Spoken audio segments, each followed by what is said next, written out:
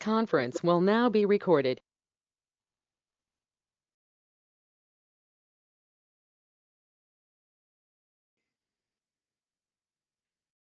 Good morning, good afternoon, or good evening to everyone who may be on the line with us today, wherever you may be located.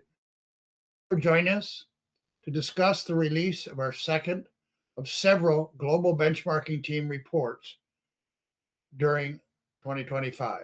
Others have focused on the government sector. This one today, education sector, with higher education. We will have another one going forward involving the global startup ecosystem sector, and global healthcare sector will be forthcoming between now and December 2025. So we encourage you to listen today. The purpose of this webinar is to introduce this higher education benchmarking report as part of our global publication and release of the documents. My name is Dale Weeks. I am a registered organizational excellence specialist within the Organizational Excellence Specialist organization headquartered in Canada. And we're here to discuss your reactions in your country to what this report has to say and any actions you'll be willing to take in response to the report's findings and recommendations. This part of the webinar today will take no longer than about 20 minutes. We'll then open it up for reactions, comments, and next steps when we will stop the recording. So again, thanks very much for being with us today, and let's proceed according to our agenda. Okay, we've got 4 items on our agenda today. They're pretty straightforward. The first is to give you a perspective on why we're doing a higher education, college and university global benchmarking study or review now. Why in 2025? Why is it vital to do that?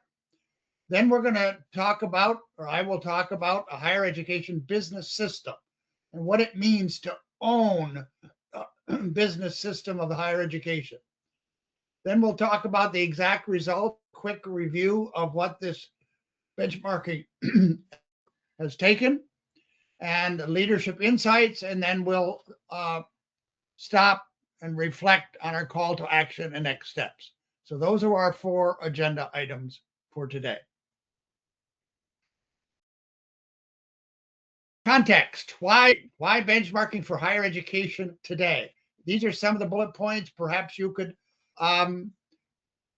offer your specific ones. But here it is. First, of disruption.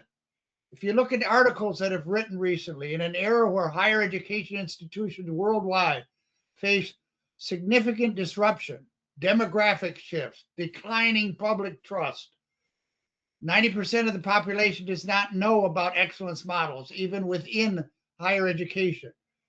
This report spotlights those that continue to lead with vision, even in this context.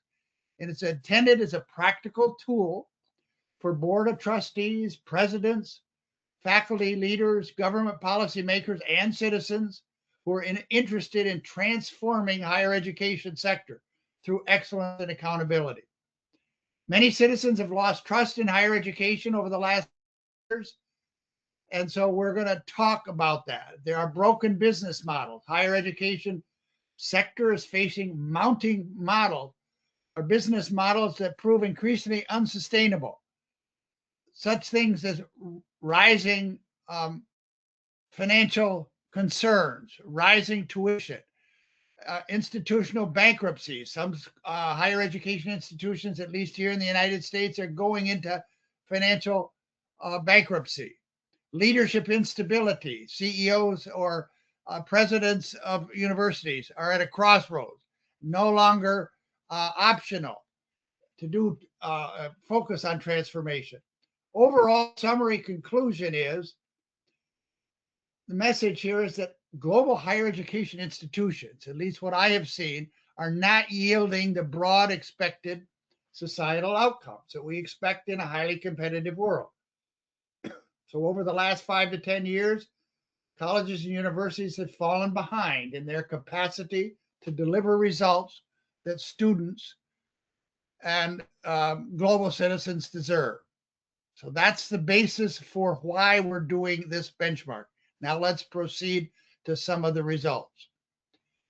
Okay, first, I'm going to spend some time, maybe 5 minutes or so, on the education sector. Some of you may be familiar with our OES organization that we have done for the last 10 years, better part of 10 years, an assessment of excellence across sector. So what I'm going to mention here today is both principles and best practices in the education sector, where we stand, the principles. So the source of this information you've got here now is our Global Organizational Excellence Index, where we've had participation by educational institutions over the last several years with up to and over 300 respondents. And these are the principles involved with excellence. Things like leadership, things like customer involvement, things like partnership engagement and development. And how are we doing? These principles are rated on a scale of low from 0 to 2 to highest of 8 to 10. And you can see in here for educational institutions, most of the principles were rated in the medium high category ranges. These ratings reflect the principles were evident in several areas, but improvement was needed. And just to highlight the ones that are at the highest level, you've got leadership, 5.62, societal commitment, 5.98. Those that are not doing as well,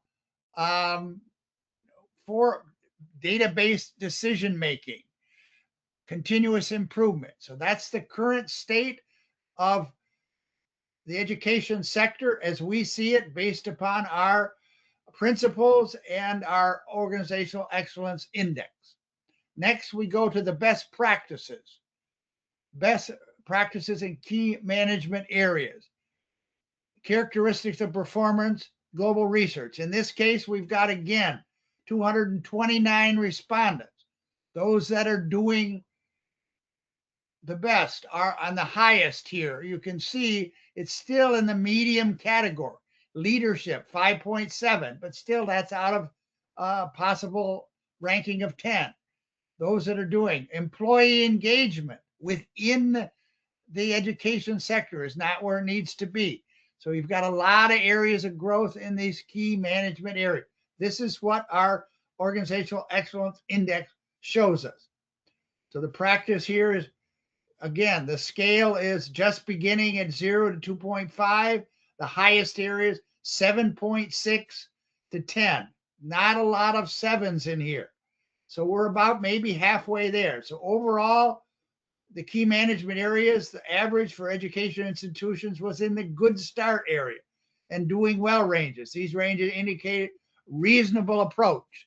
The employees understood, but not in the growth areas. So go beyond leadership. It's the highest and get down to things like customer engagement and employee engagement. That is where the education sector, with either 300 to 400 institutions that we have evaluated so far, that's where we stand today. Now, what have our benchmarking with this kind of background show us? Okay, to get into the benchmarking study itself, we've got its definition of a higher education business system. For those of us that are familiar with some of the major players in this area over the last 40 or 50 years, a gentleman by the name of Dr. Deming, who said it's not the people, it's not the leadership, it's the system. What's the definition of a higher education business system? And I spend some time in this report defining what this is, but it essentially boils down to these core functions. You've got education, obviously for a primary function, research, innovation, and service. All of these four come together. So the question then becomes, who leads and is managing this business system? Do we have clear accountability for that? In most cases, I would submit we do not. But this is what this report brings into focus. Okay, selection criteria. Using that background, we've got 5 major areas for selecting those. So this goes beyond traditional rankings that you may see. This global benchmarking initiative identified 25 best practice colleges and universities. These are larger ones, using a structured and formal benchmarking study focused on these 5 to 6 areas: student, faculty satisfaction, financial stability, teaching, research quality, and trust of outcomes. So it's getting to all of those. And based on these criteria, the top 25 academic institutions identified in this report were what? North America. Well, what you'll find here is not so much surprise of those that are there necessarily, but those that are not there. So we've got several notable institutions in Canada: University of Toronto, McGill, British Columbia, United States, Purdue University, and I'm going to talk about that. And they consistently excel across these performance areas.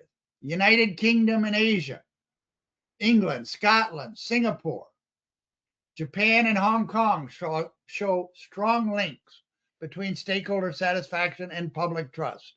Europe, Germany, Netherlands, and South Asia and New Zealand have strong financial results. Scandinavia and mainland China are also included, with rated in the top 15. But there's not many in North America as traditionally you might expect. So let's look at specifically those that came ranked in the top 25. As you go through the list, we're going to speak in a little detail here about the top 5. One at the top became one that I've been very familiar with over the last several years: Purdue University. And listen to these results. With over a decade of tuition freezes, 10 years, no increase in the United States of tuition, and record high student satisfaction, Purdue stands as a university in the United States leader in affordability, transparency, student-focused government. And under the former president, his name is Mitch Daniels, they pursued a pioneering approach in physical accountability, improving confidence, public confidence in higher education, and continues to model after 10 years. University of Cambridge, perhaps known to those of us involved on a global basis. Cambridge combines centuries-old prestige with modern governance, faculty retention, global students, a lot of good things regarding Cambridge. National University of Singapore. Singapore as a country didn't exist 40, 50 years ago, but they've some great progress in the higher education arena. National University of Singapore is Asia's flagship model of world-class governance, known for its autonomy, interdisciplinary education, and has steadily climbed global rankings over the years. ETH Zurich, Switzerland, a public institution with global standing. University of Tokyo in Japan. And then there's one down the further in the list, some here you may be familiar with, Stanford University. But if we go on to the next list, we've got some that are in the Scandinavian countries: University of Helsinki, Lund University in Sweden, University of Oslo in Norway. So you see some, and Denmark. So you see a collection here of universities in the Scandinavian countries. So these are the top 10, 15. And then we get down to the ones at the bottom of the list, if you want to call it that. Again, another one from Scandinavian countries. Then you've got mainland China, MIT. What you don't see is some of those that are mostly known as Ivy League schools, not appearing there. Didn't meet the criteria that come across. You didn't see the other one in the UK. So my message to the United States is there's a lot of learning that can take place. So these are the results, and we have the exact evaluation, description of them, success stories identified in the report. So you can see that in the detailed report. So what's our final conclusions, recommendations in this report is to first start by building a culture of excellence. Culture of excellence as we know it in the OES arena of frameworks of excellence, and start building what I'm calling a coalition of the willing, those that want to get together in the higher education community and do this community of practice benchmark. Take, for example, the top 10 global performers from this study and build that community of practice. And then in that process, assign an explicit role for managing this higher education system as I defined it. So those are our conclusions. And I'll finish today by saying we welcome your ideas, we welcome your reactions, and we will go offline now and take your input further. So if you have any additional thoughts and ideas, this is who I am. Again, Dale Weeks. You can contact me as indicated here through OES, and we will move on to the discussion stage of our webinar today. So thanks very much for being there. I look forward to working with you in the future. Goodbye for today.